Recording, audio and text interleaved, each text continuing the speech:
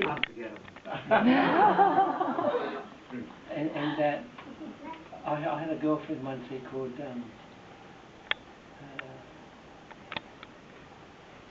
whatever her name was.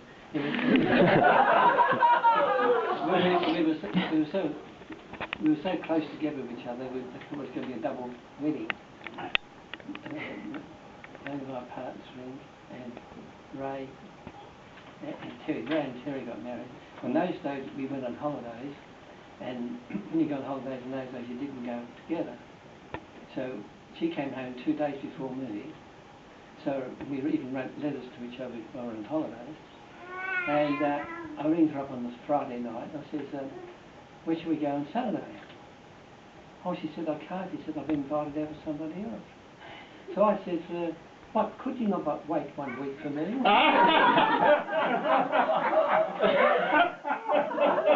So I said, that's it.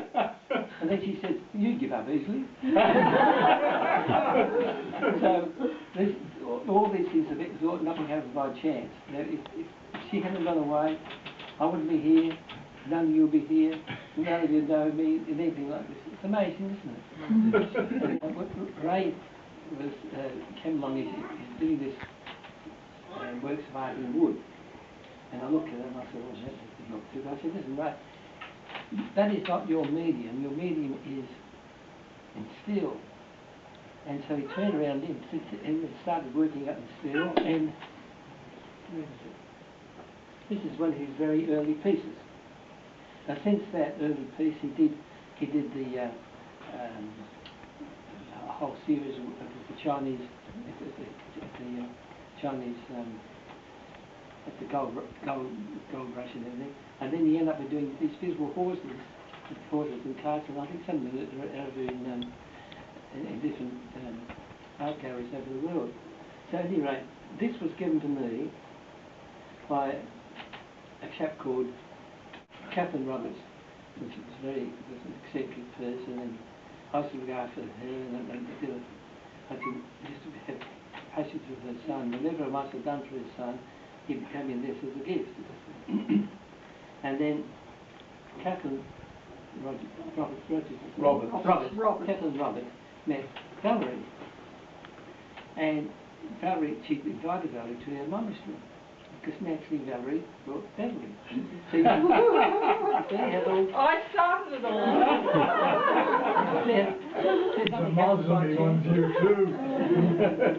Nothing happens by chance. Then early in the 1960s, there was a young chap coming, he was only 15 years old, and that's Mark Nowicki.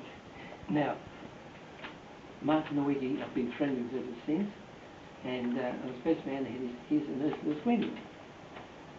And we're still, although we don't see so much lately because life has sort of changed, been busy and everything. And then we had this healing lady, faith healer, called Mary Rogers. And she's a healer from England. Did you meet her? No, they're Methodists. I wish I had too. You met her too, did you? I met her in Sydney, yes. Oh, good. Well, what happened was this, she came to her mum and said, Beverly happened to be there at that time. And we invited her into the bishop's room, and we all were sitting down. And Mary Rogers got me. She said, pray over Beverly. And I prayed over Beverly, and look what happened.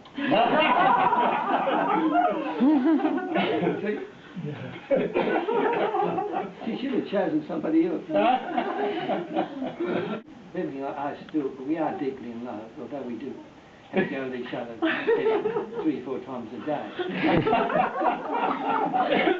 When I was over in Spain, and Toledo? You probably know this now. Sister Mary, isn't it? Yes, Bernadine. Well, she knows. She's in the same convent as she was in the convent just near Heathrow Airport, and they sold. Oh yes.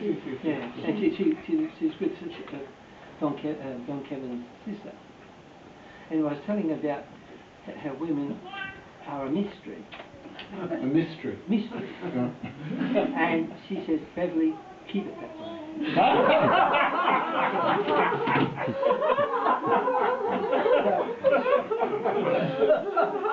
So I say to all men here, it would be much easier to understand the Trinity than to understand how women act. That's my little Oh, there's women here. What are you alarmed for, friend? And then I came to Eltham, and the first friend we met was Jack, Luke and Dorothy, and the family. Jack is here now, and he was used to looking after Beverly for years, right before I and I shouldn't have put it that way. He did. Whenever I needed the lawn mowed, he came. If a tree fell down, he came and fixed it. He did all those lovely handy jobs. And I've taken over, and I ring him up and I say, is that 943999685? And Dorothy says yes, and she says, Jack, is Brian on the phone? In the back of the bush you can hear him say, oh, he's trouble.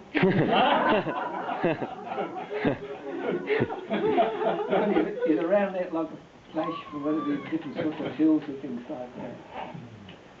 So then earlier in the piece we had I think Vin was one of my very early friends in the parish, and then St Vin's before, and we've been very closely friendly ever since. And we went up to cousin John's place one year, and then after that we came Ak and Janine.